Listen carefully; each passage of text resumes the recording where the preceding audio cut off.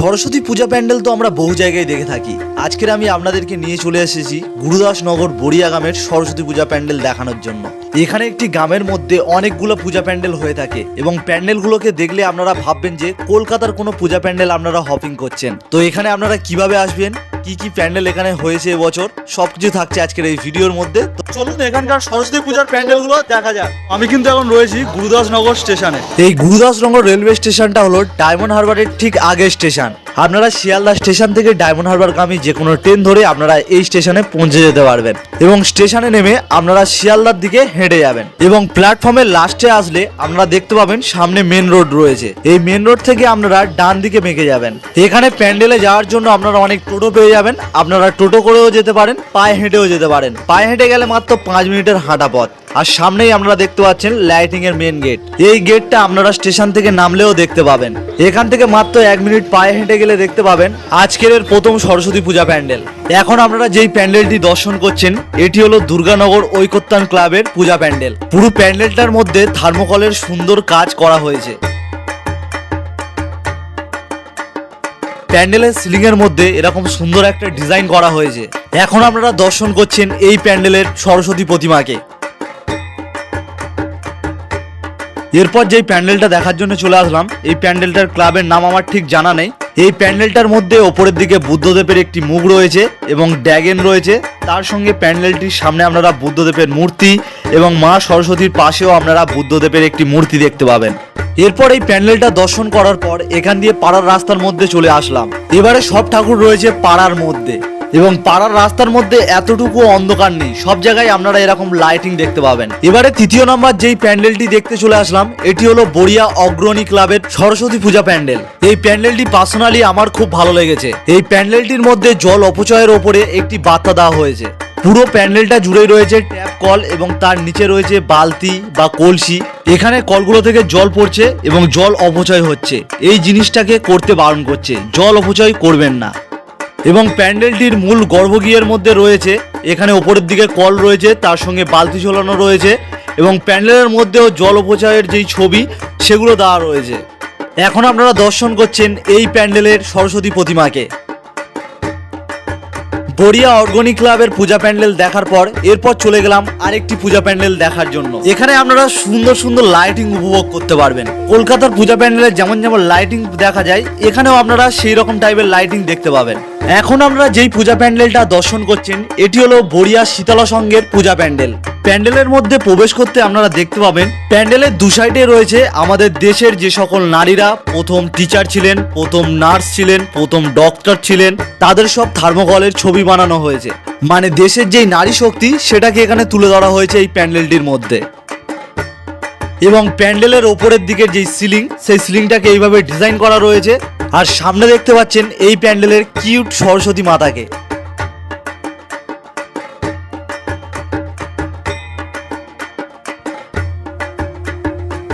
এই পূজা প্যান্ডেলটা দেখার পর এরপর চলে আসলাম দুর্গানগর পঞ্চানন ক্লাবের পূজা প্যান্ডেল দেখার জন্য। এখানকার পুরো প্যান্ডেলটাকে বানানো হয়েছে ছোট ছোট কাঠ এবং কাঠের ভুসি দিয়ে।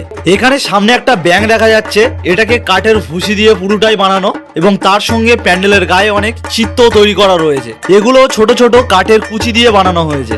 এবারে প্রবেশ করে গেলাম মূল প্যান্ডেলের মধ্যে। প্যান্ডেলের সিলিং এর যে ঝাড়বাতিটা রয়েছে এর পাশে যেই ডিজাইনগুলো এগুলো কাঠের ভুসি দিয়ে বানানো এবং পুরো প্যান্ডেলটার গায়ে আপনারা এরকম চিত্র দেখতে পাবেন যেগুলো ছোট ছোট কুচি কুচি কাঠ এবং ভুসি দিয়ে বানানো।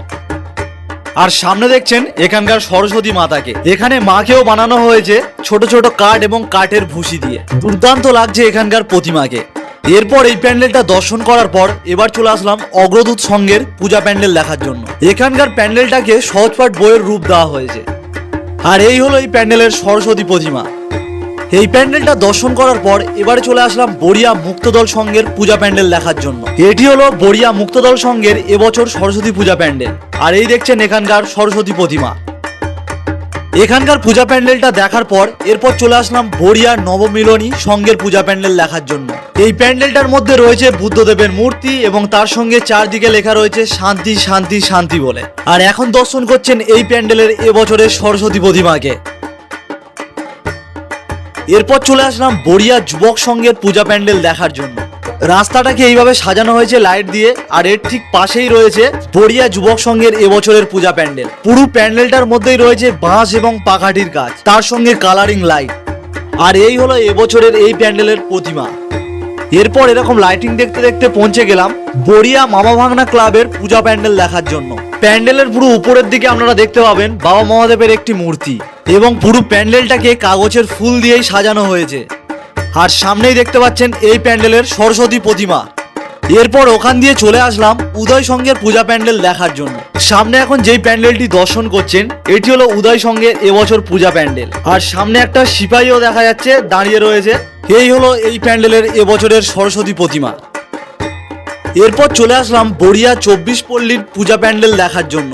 এবছর এখানকার মূল আকর্ষণ হলো এসআইআর এ ভিওলো ফর্ম দিচ্ছে, হিয়ারিং এর জন্য ডাকা হচ্ছে, এগুলো এখানে তুলে ধরা হয়েছে। এই প্যান্ডেলের মধ্যে আরেকটি আকর্ষণ হলো এখানকার প্রতিমা। এখানকার প্রতিমাটাকে পুরো কাঁচের টুকরো দিয়ে বানানো হয়েছে। এই হলো কাঁচ দিয়ে বানানো সরস্বতী প্রতিমা। এরপর চলে আসলাম আরেকটি পুজো প্যান্ডেলের সামনে। এই ক্লাবটার নাম আমার ঠিক জানা নেই, তো দেখছেন এই হলো এখানকার প্যান্ডেল। পুরো প্যান্ডেলটাই থার্মোকল দিয়ে বানানো। আর এই হলো এই প্যান্ডেলের এবছরের সরস্বতী প্রতিমা। এবারে এখান দিয়ে হাঁটতে হাঁটতে পৌঁছে গেলাম বড়িয়া দাস বাড়ির এবছরের সরস্বতী পূজা প্যান্ডেল দেখার জন্য। এবারে এখানে যেই প্যান্ডেলটি বানানো হয়েছে এটি আদিবাসী প্যান্ডেলের লুক দেওয়া হয়েছে। আর এই হলো এই বছর এই প্যান্ডেলের সরস্বতী প্রতিমা।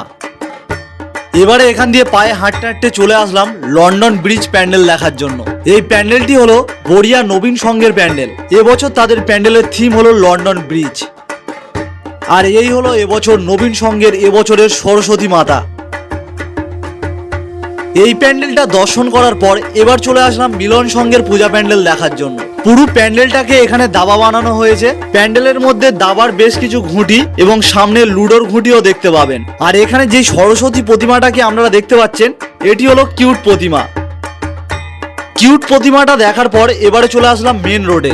মেন রোডে আপনারা এই সাইডে যেই প্যান্ডেলটিকে দেখতে পাচ্ছেন এটি হলো বড়িয়া চণ্ডী ক্লাবের পূজা প্যান্ডেল। আর এই হলো এই প্যান্ডেলের সরস্বতী প্রতিমা। এই বড়িয়া চণ্ডীতলা বাজারের মধ্যে একটি জায়গায় 3টে পূজা হয়ে থাকে, একটা দেখালাম আর এই হলো আরেকটি প্যান্ডেল। আর এখানে দেখতে পাচ্ছেন বড়িয়ার এই সেই চণ্ডী মন্দির বা জোড়া মন্দির। আর এই মন্দিরটির ঠিক পাশেই রয়েছে এই প্যান্ডেলটি। এখানে এবছর তিরুপতি মন্দির করা হয়েছে। আর এই হলো এই প্যান্ডেলের এবছরের সরস্বতী প্রতিমা। এই প্যান্ডেলটির ঠিক পাশেই রয়েছে আরেকটি পূজা প্যান্ডেল। এখানেও একটি মন্দিরের রূপ দেওয়া হয়েছে এবং পুরো প্যান্ডেলটিতে থার্মোকলের কাজ করা হয়েছে। আর এই হলো এই প্যান্ডেলের এবছরের সরস্বতী প্রতিমা। এবারে এখান দিয়ে চলে গেলাম আরেকটি পূজা প্যান্ডেল দেখার জন্য। এই বাজারের মধ্যে এই প্যান্ডেলটি রয়েছে। এই ক্লাবটির নাম হলো বড়িয়া যুববাণী সংঘ। এখানকার প্যান্ডেলটি কুলো এবং পাংখা দিয়ে বানানো হয়েছে, তার সঙ্গে রয়েছে লাইটিং এর কাজ। এবং এখন দর্শন করছেন এই প্যান্ডেলের এবছরের সরস্বতী প্রতিমাকে।